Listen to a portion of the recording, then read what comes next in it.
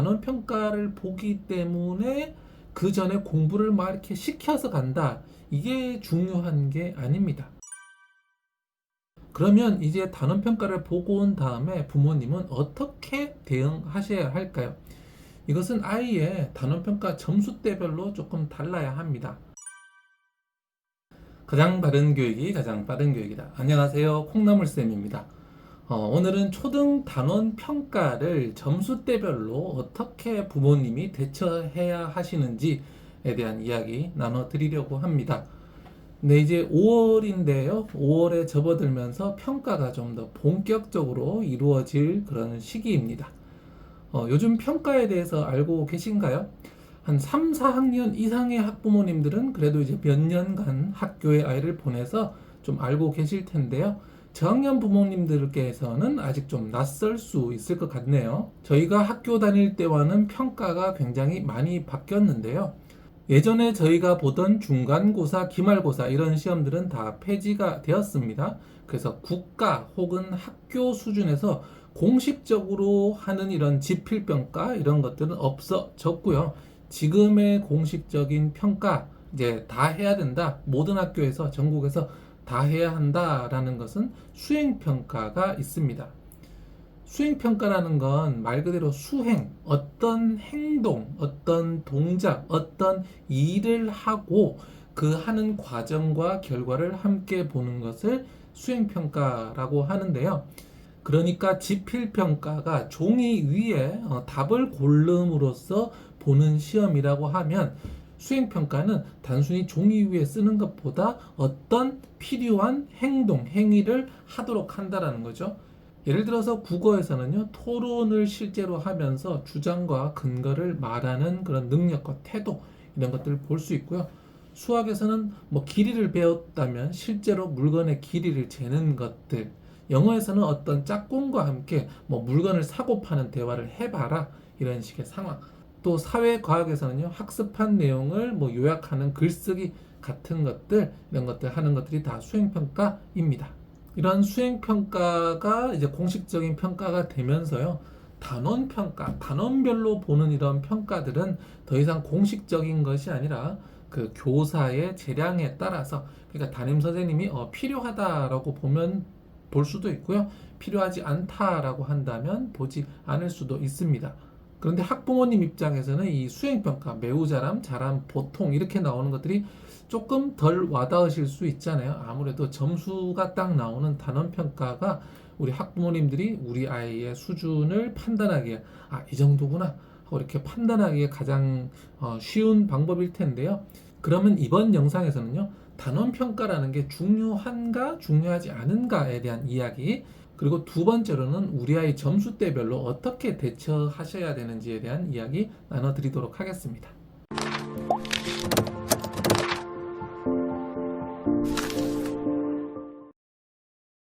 네, 그러면 단원평가가 중요한지에 대한 이야기 먼저 나눠드리겠는데요. 저는 이렇게 말씀드리고 싶습니다. 단원평가는 중요하지 않지만 그럼에도 또 중요하다, 이렇게 말씀드리고 싶어요. 일반적인 관점으로 보자면 그러니까 중요하지 않아요. 일반적인 관점이 뭐냐 하면은 우리 학부모님들이 많이 생각하시는 그런 관점이요. 예를 들어서 아이가 단원평가 받아오면 어떤 생각이 드십니까? 우리 아이가 일단 첫 번째 몇 점인가? 그리고 다른 아이보다 얼마나 잘하나? 이런 거 궁금하시죠? 그래서 아이가 단원평가지를 가져오면 몇 점이야? 그리고 너네 반에 100점은 몇 명 있어? 네 앞에 몇 명 있어? 정도가 우리 학부모님들이 가장 쉽게 잘하는 반응이실 텐입니다. 이런 관점으로 단원평가에 접근을 한다면요, 단원평가는 그렇게 중요하지 않습니다. 제가 단원평가가 중요하다는 것은 이런 몇 점이다, 그 다음에 누구보다 잘했다, 그리고 앞에 몇 명 있다, 이런 관점보다 다른 관점에서 볼 때 단원평가는 중요합니다. 이렇게 일반적으로 부모님이 점수, 등수만 보는 것은 단원평가의 진짜 의미를 못 보시는 거예요. 진짜 단원평가의 의미와 제대로 된 활용법을 모르기 때문에 그냥 겉만 보고 판단하고 결정하는 거죠. 명품을 입은 사람 보고 저 사람 참 괜찮네 하는 거 조금 그렇잖아요. 그냥 외면만 보고. 그래서 단원평가의 외형적인 점수, 등수 이런 것만 보고 끝내기에는 단원평가의 진짜 의미를 제대로 활용하지 못하는 거라고 하겠습니다. 단원평가의 중요성은요, 100점 만점에서 몇 개 맞고 몇 개 틀리고, 또 우리 아이보다 앞선 아이가 뭐 몇 명 있고, 이런 관점이 아니라요, 타인과의 비교가 아니라 우리 아이의 현재 상태와 그 자체 모습을 보여준다는데 진짜 의미가 있습니다. 아이가 학교 생활을 어떻게 하고 있는지 우리 부모님이 사실상 볼 수 있는 방법이 없잖아요.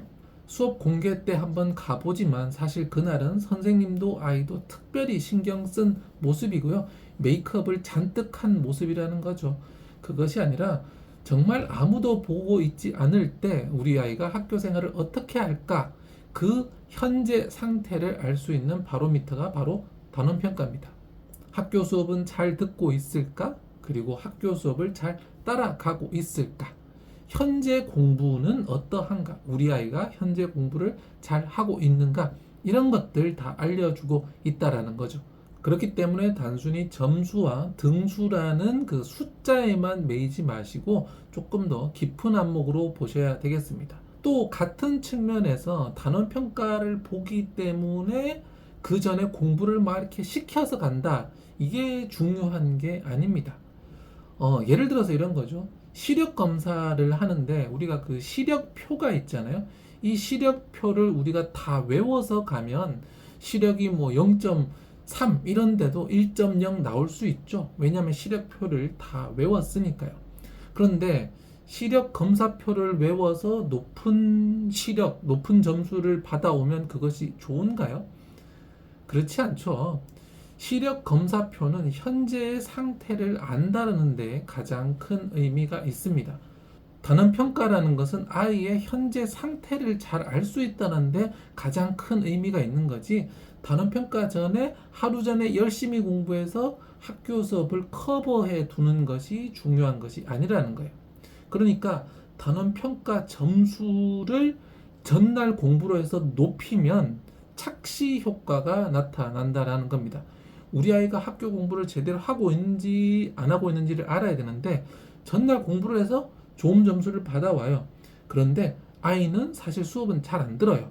그런데 전날 공부해서 단원평가 점수를 잘 받아오면 학부모 입장에서는 우리 아이가 학교에서 공부를 제대로 하고 있는지 아닌지 알 수가 없다라는 겁니다.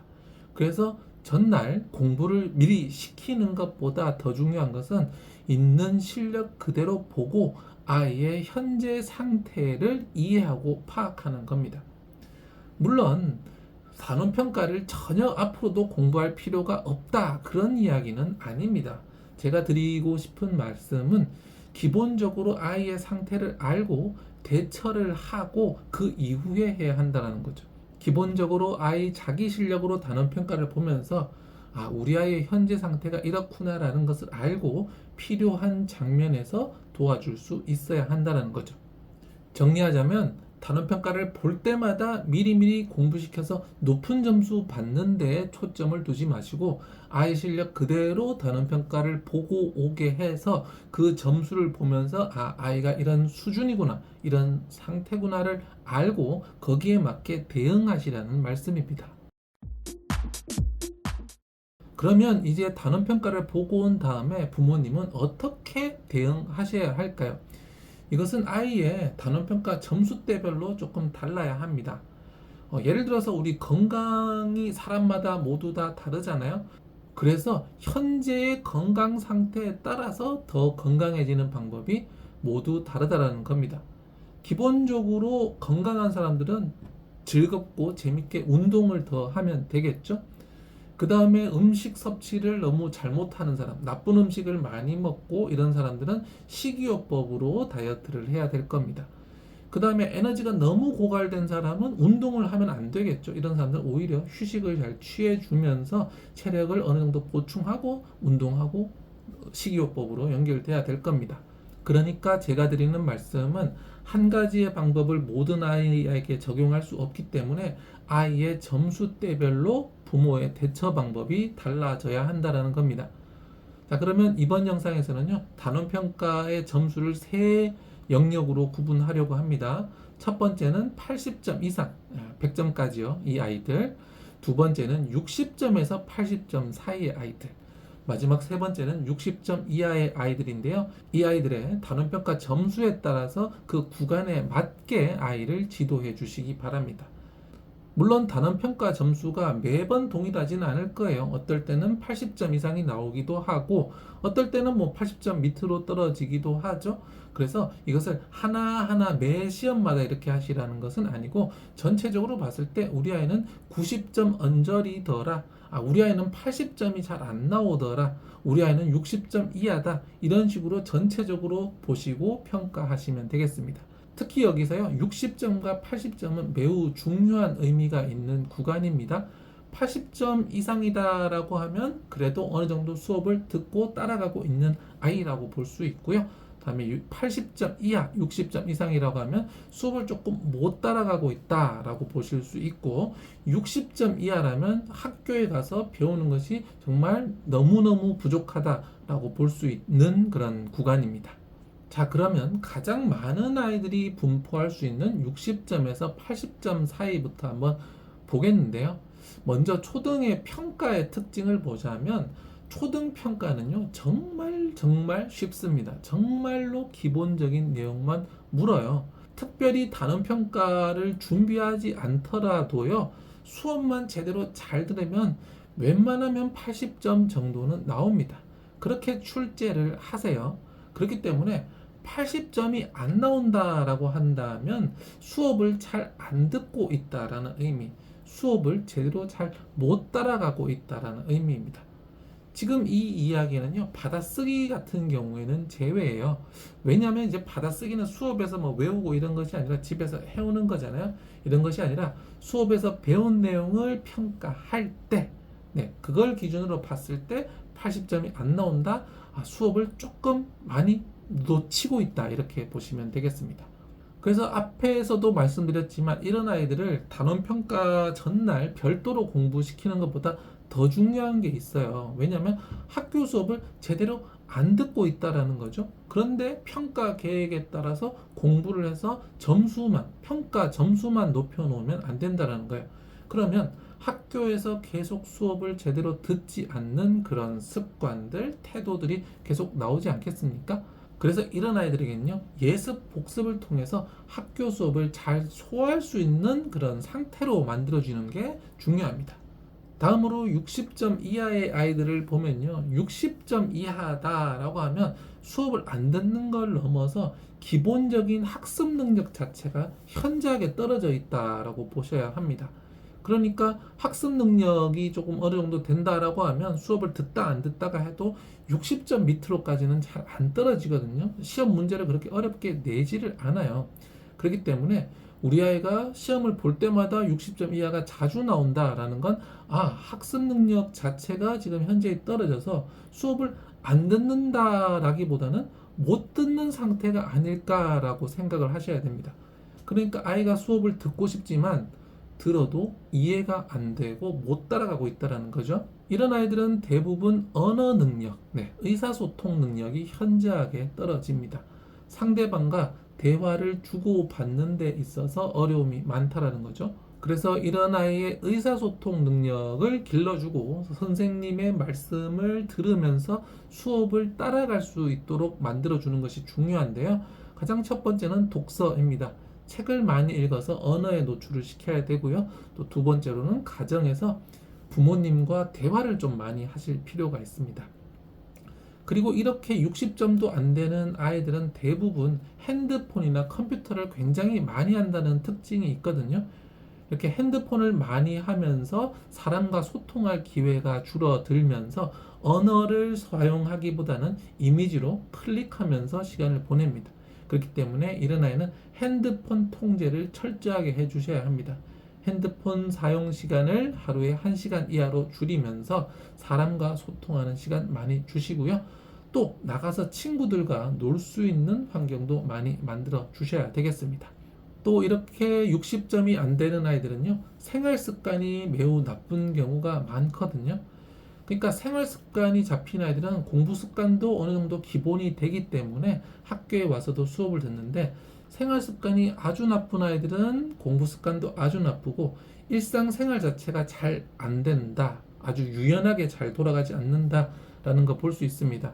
식사, 등교, 개인위생, 정리 등 개인이 삶을 살기 위해서 해야 되는 것들을 작은 것부터 하나하나 챙겨주면서 아이의 생활 습관부터 잡아주시고 이후에 공부 습관을 들이는 것이 중요하겠습니다. 다음은 이제 80점 이상의 아이들인데요. 80점 이상이다 라고 보신다면 이 아이들은 학교 수업을 그래도 어느 정도 잘 듣고 있구나 라고 보시면 됩니다.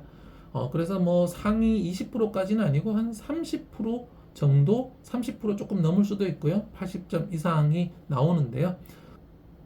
그리고 이 80점 이상 나오는 이 점수 기준은 학원 수업 없이 오로지 학교에서 한 번 듣고 이 정도 점수가 나와야 학교 수업을 잘 듣는다고 볼 수 있고요. 학교에서 수업 듣고 학원에서 듣고 80점 나온다고 하면 조금 학습에 구멍이 있다라고 볼 수 있겠습니다. 그런데 이 80점이라는 것이 그렇게 썩 만족스러운 점수는 아닙니다. 부모님이 느끼시기도 그렇고요. 선생님이 느끼기에도 80점은 썩 잘했다라고 하기는 어려워요. 그냥 수업 잘 들었구나, 웬만큼 따라왔구나 거든요.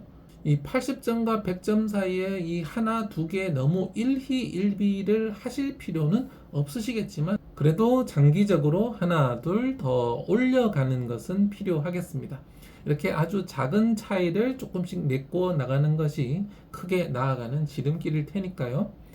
자, 그러면 학교 수업을 그럼 잘 들으면 100점이 나오냐라고 물으시면 또 그건 아닙니다.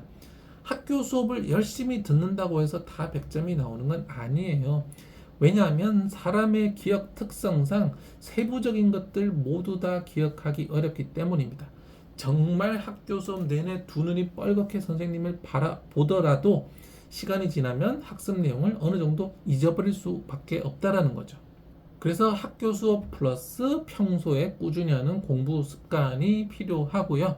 다음에 이제 단원 평가를 통해서 거기서 어떤 점이 부족했나를 돌아보는 게 필요하겠습니다. 예를 들어서 수학 시험 같은 경우는 이제 뭐 24번, 25번 이런 것들 응용 문제 좀 어려운 문제들이잖아요. 그래서 이런 것들이 틀린다면 아이가 기본 문제는 잘 푸는데 조금 어려워지는 복잡한 문제는 못 푸는구나 이렇게 보실 수 있겠고요.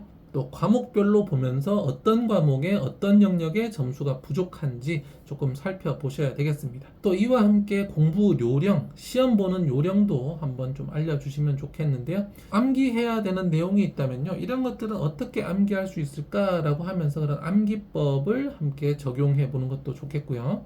시험 문제집을 보면서 어떤 이유에서 틀렸는지를 살펴보는 거죠. 그러니까 왜 틀렸어? 이것이 아니라 이 문제는 왜 틀렸을까? 함께 그 틀린 이유를 생각해보고 비난하는 말투가 아니라 정말로 그 이유를 찾으면서 그것을 하나하나 메워간다면 이제 80점에서 100점으로 올라갈 수 있겠습니다.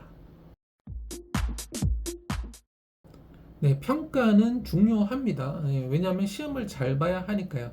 그런데 이 단원 평가라는 것은요, 뭐 내신이 되는 것도 아니고 이걸 잘 본다고 어떤 특별한 혜택이 있는 것이 아닙니다. 그렇기 때문에 지금 당장의 단원 평가에 일희일비하면서 그것을 100점 맞게 만들려고 막 이렇게 하는 것보다 그 단원 평가를 통해서 우리 아이가 현재 이런 상태구나라는 것을 이해하시고 거기에 맞춰서 대처하시는 게 중요하시겠죠. 80점 이상이라면 수업을 잘 듣고 있구나.